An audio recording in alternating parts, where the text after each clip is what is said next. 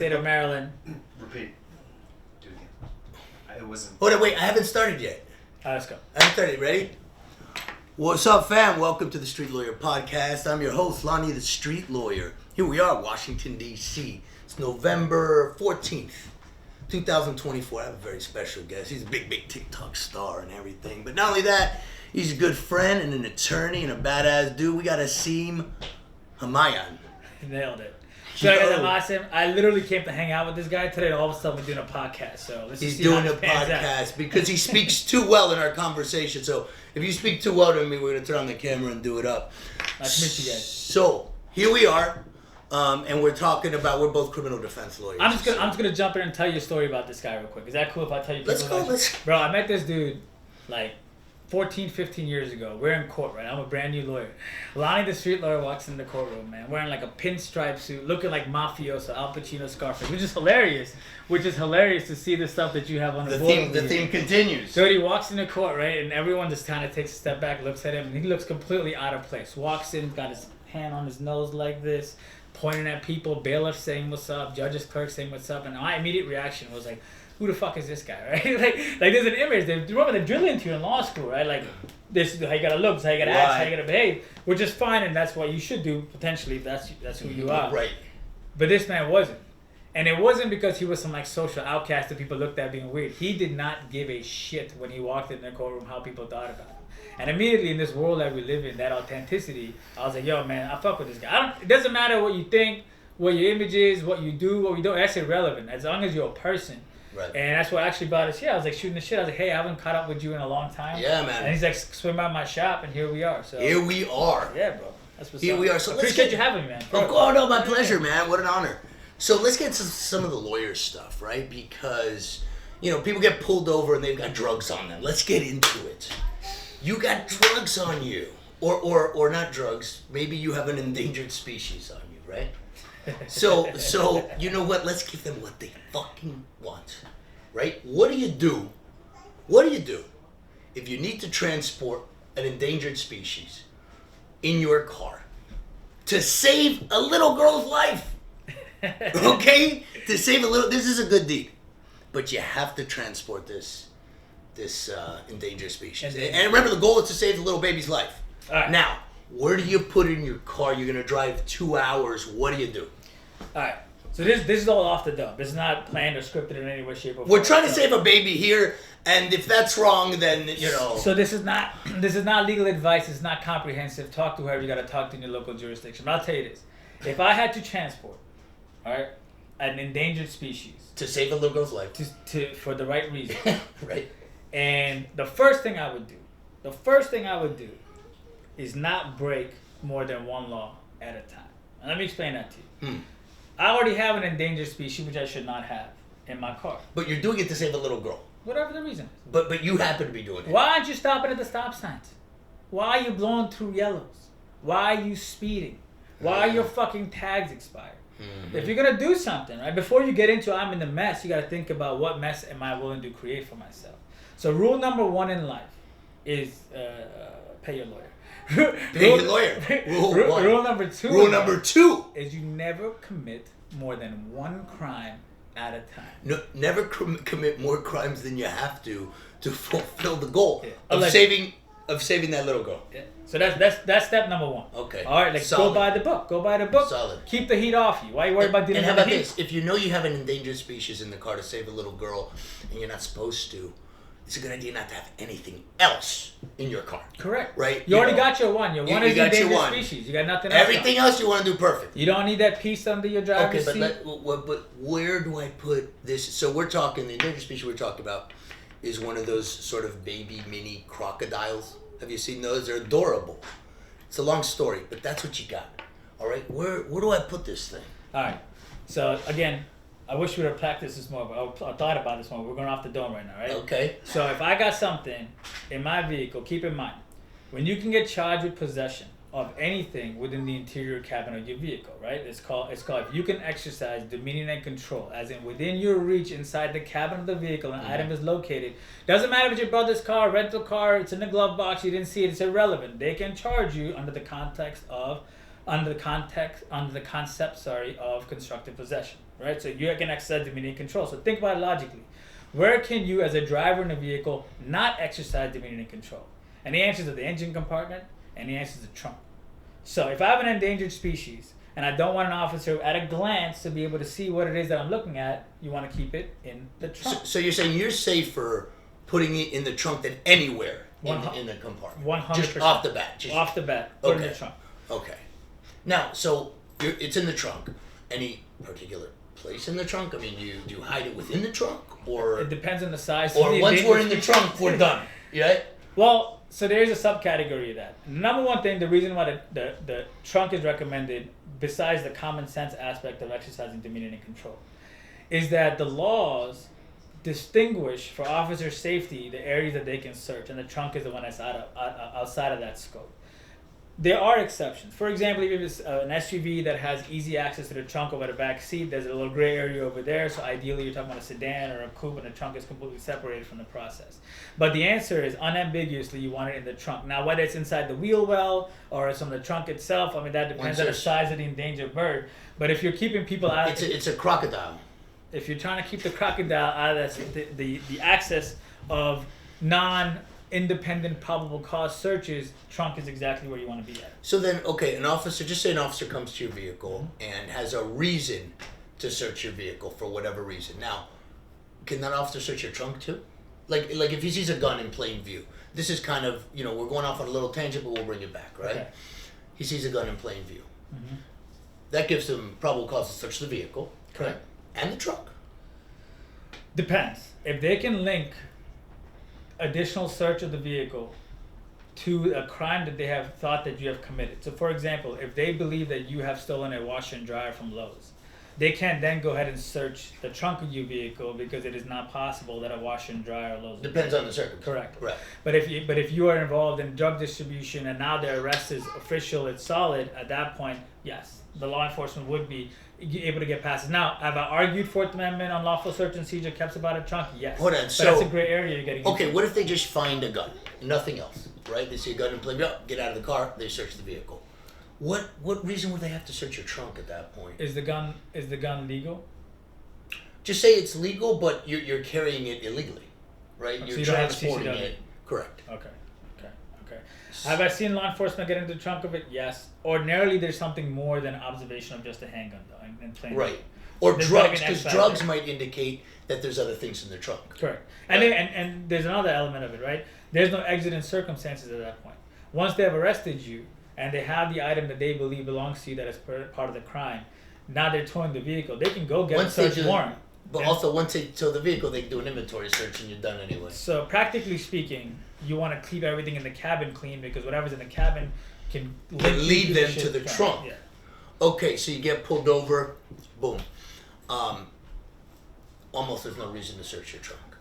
At that point, correct. At that point. You break no other laws, no traffic infractions, no other contraband, and you know what happens if you do this? You get that baby, that adorable, endangered baby crocodile. To that poor girl. You did the right thing. So, okay, we got that. DUIs. Okay. Right, people don't understand, like, a criminal defense attorney, like, the main thing he does all day is DUIs. I do a lot of DUIs. But I litigate the shit out of them, too. Because I think the field sobriety test is a joke, but that's a separate Right. There's so many points to talk about here, but let's hit some of the major ones, which is don't take the standard field sobriety test. Correct. If you can take the risk of having an interlock device installed in your vehicle, and I'm telling you that specifically. Wait, but the standard field sobriety test, they don't put an interlock if you. Well, the next step from the standard field sobriety test with the refusal is low, right? Right. Okay.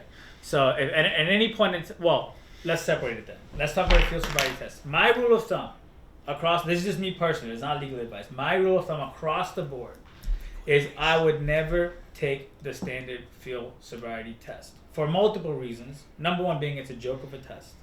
And number two being, why would you give them evidence that they can use against you? They can subjectively interpret it and hem you up.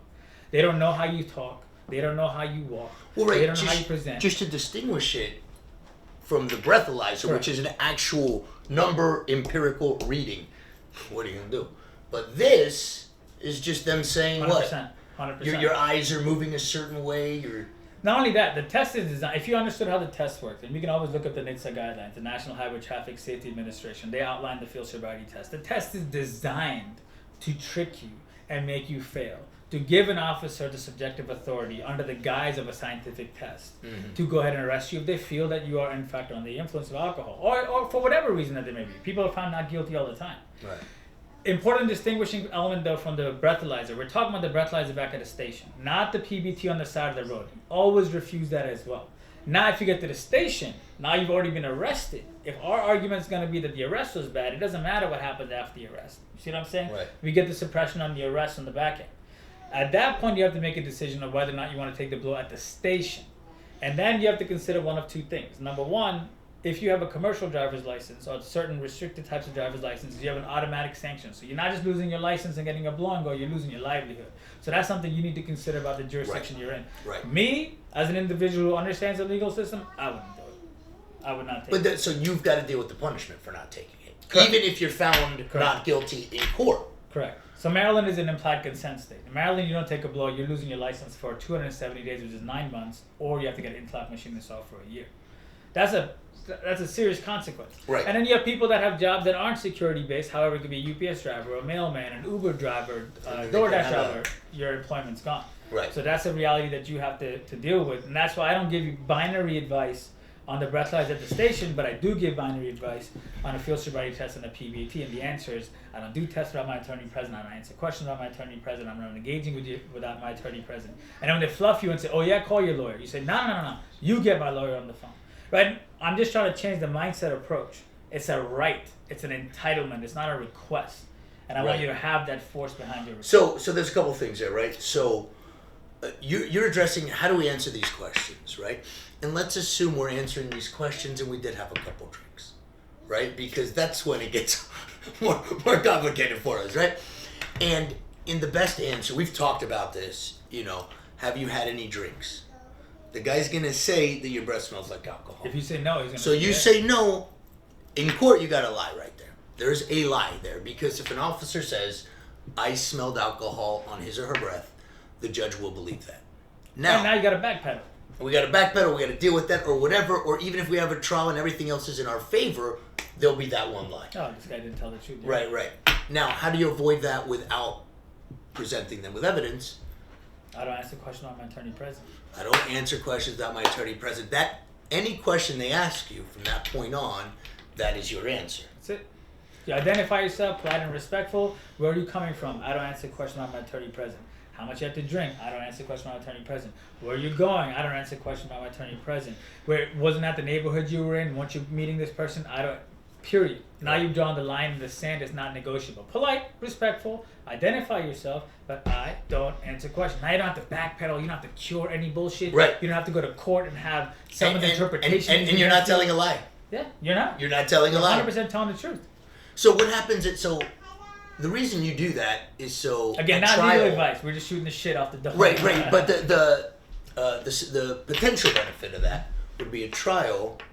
They have no evidence against you of your intoxication, or that you're under the influence, or that you've drank anything at all. So how does that work at trial?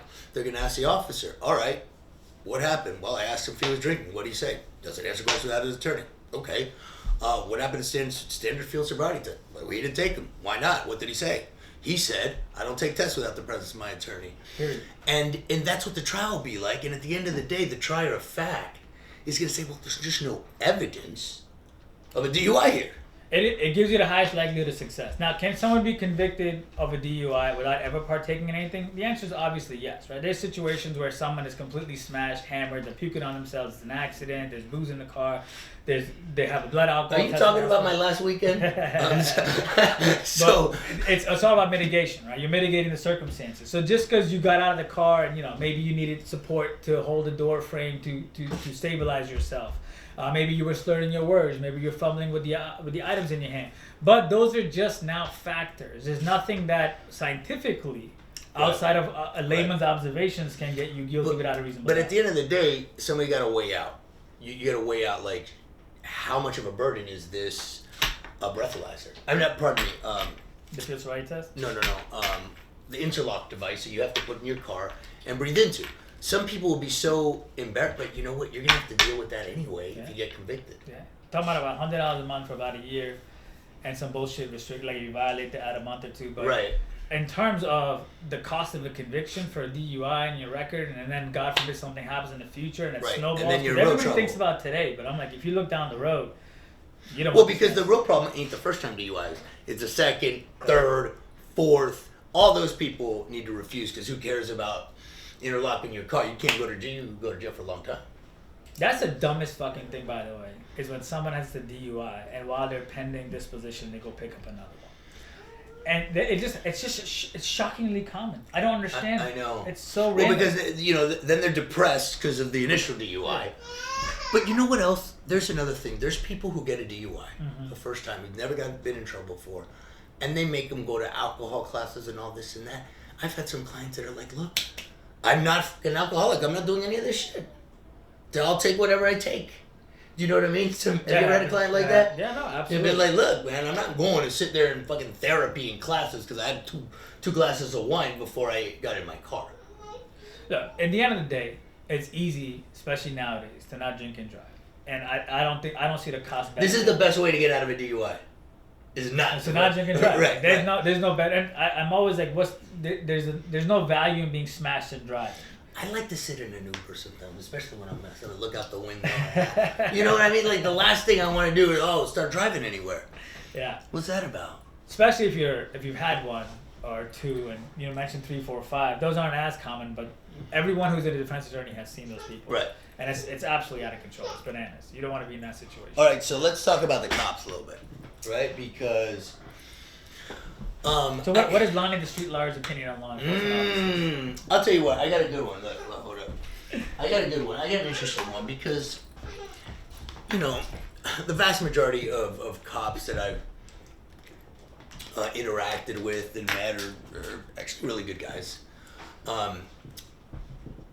Now, there's this whole thing about police corruption and things the police do wrong. And I wanted to talk about where we actually see it as criminal defense attorneys. Now, are there cases where police have planted drugs? Sure. These are few and far between, but this happens. But that is not what really affects the day-to-day person charged with a crime. The dirty cops, the dirtiest cops, you know what they do? They lie on the statement of probable cause. They lie on the statement of probable cause as far as consent, as far as location of something, as far as plain view. They lie by omission. They Think only get about one side that. of But that is how they do it. They don't scream and yell on the road and rough people up. This happens, but what really? The dirty guys that really make a difference is that shit. You feel what I'm saying? You've read those statements that said your client gave consent, like you know your client. Like, Dude, there's no chance. This is one that we're phasing into body cameras. I remember the same exact law enforcement officer who'd be on like a DUI detail. And I'm talking about multiple DUIs over weeks, and the reports were copy-pasted identical. Yeah.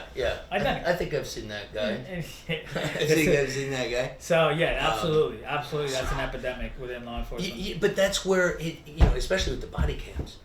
That's been really helpful. It's a lot more work for us though, because we got to review like tons and tons and tons of footage. Right, because a lot of the footage is just. But I think it keeps an honest man honest type situation across the board. And officers tell me too. Like I'm glad because some people lie about the shit. I do too. Yeah. Hey, I got clients that lie about cops, by the way. I want to put that No. That's true. Bro. It is what it is. Well, it's always. I'll tell you the biggest fuck. This is why. Give me an example. I'm very pro law enforcement, which different people have different opinions because of how they perceive me. I'm just anti-asshole with a badge.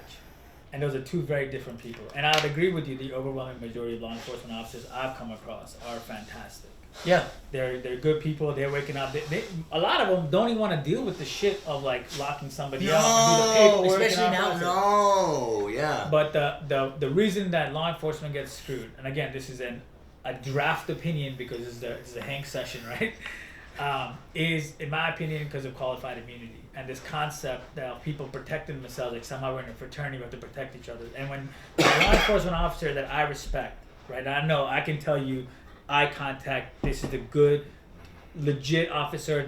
I can show you body cam footage where he had 19 reasons to beat the shit out of somebody, but he didn't. He held a line. Like I would have crossed that line, and this officer didn't. Yeah, I've seen a lot of those too. I know it. However, when it comes down to one of his people doing something that is clearly as equally dark and crosses the line, they still remain silent and back them up. And I think that has added very aggressively to the negative impression that people have about law enforcement officers across the nation. Because the fact of the matter is, we need cops. Like, I don't care. People talk about ACAB, people talk about all cops. This and is all insane. Shit. I'm like, when in the history of our species where we're not raping and pillaging?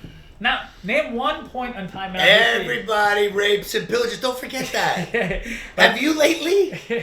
But my point is, we need law enforcement. Of course, because if we didn't need law enforcement, you wouldn't even need lawyers. Like, think about it. Like, for most of the stuff we do.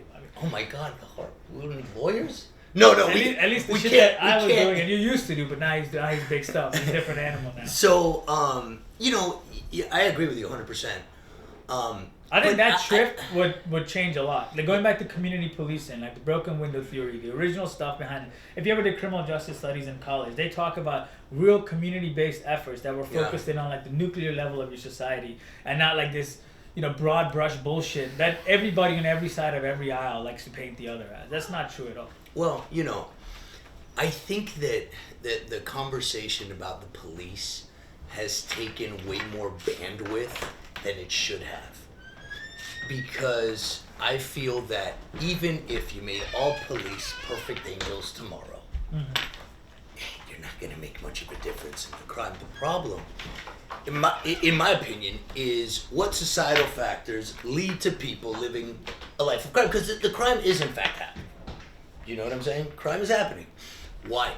Many different reasons. But I just wish we would spend more bandwidth on that part than the police part. Does that make sense? 100%, dude. We're talking about, it's like you get a steak at a restaurant, right? And you got the big steak there, and then you get the little green trimmings, and you're like, yo, what's up with these green trimmings? We got to talk about the green. I'm like, whoa, what about the steak? No, let's talk about the trimmings. Does that make sense? Yes, you might want to talk about the trimmings, but I think we're missing that. But anyway, I haven't been in the system for a while. What's going on? Where are you stationed? Montgomery? Yeah, I'm all over the state of Maryland. I go all over. Anywhere. Eastern Shore, Howard. What's the most gangster part?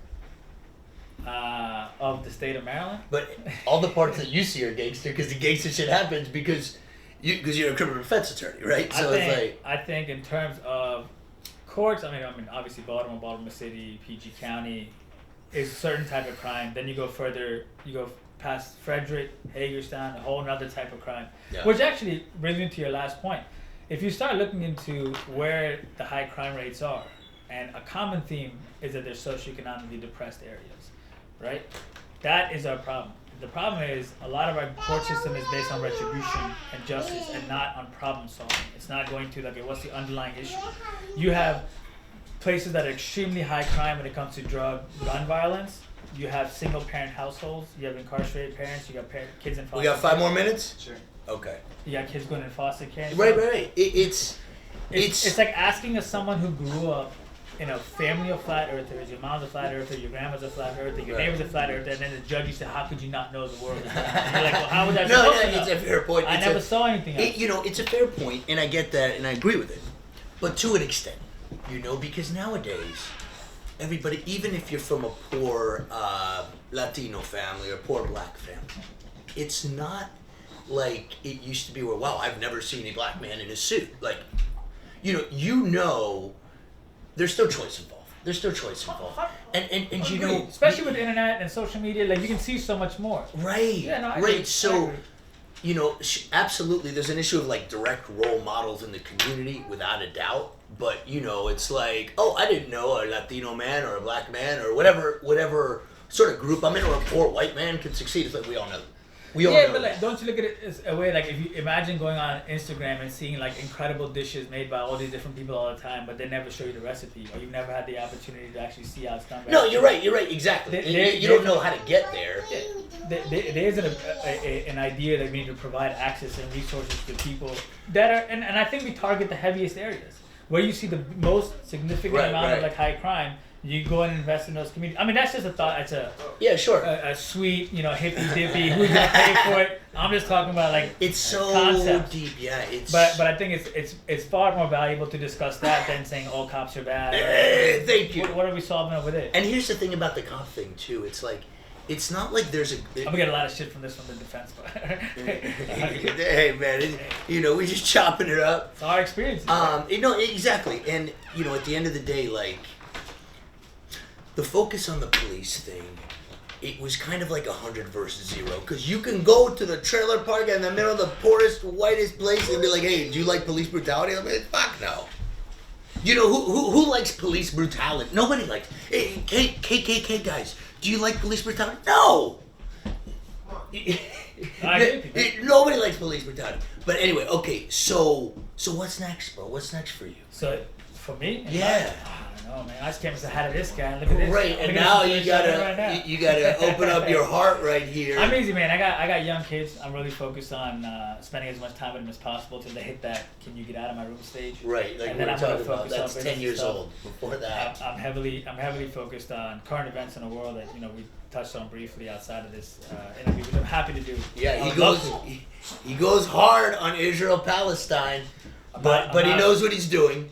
I appreciate you saying that. Yeah. I appreciate you saying that. And a lot of people don't agree with my opinion, but But that's okay. What brought me here And that's okay. is what Lonny was saying. And before I even knew what your position, because I went and looked you up and I was like, Right, man, you like, can't really I tell. wasn't sure. Well, fair enough. Right? You said that. You couldn't really tell. I wasn't what aware. So I went and looked at his content. I was like, all right, here we go. Right. But that doesn't bother me because, like I told you, you're your own person. So I know that I can come talk to someone who's making an opinion on as their own person. And we can go back and forth. Exactly. That's the main thing. It's like, listen, you're part of the mob. I'm not interested in that. I am. Part of the I mob. charge pretty regular fees. No, I'm kidding, man. That's what's up, brother. So, okay, we're going to get into this, and here's the thing. The next episode is the Israel-Palestine again? debate, baby! What's up, bro? Anyway, thanks for tuning in. How do they find you? This guy's big time. I'm not. What is your handle? So I'm on social media as Not Your Lawyer, right? Because Not Your Lawyer. It's Not Your Lawyer. I like that. Okay, can you cut that part out? All right. So I'm on TikTok and Instagram as Not Your Lawyer MD for Maryland, and I just post about life and stuff in general, man. If you got any questions, hit me up. This guy, I tell you, man, we're worlds apart, but I'm a fan. He's his own man. Brother. That's My what's brother. up. Appreciate All right, having me, yo, I really man. appreciate it. Pleasure. You guys Thanks are for sick. tuning in, Absolutely. Just remember, if you come hang out with this guy, you might end up doing a fucking show for You someone. might.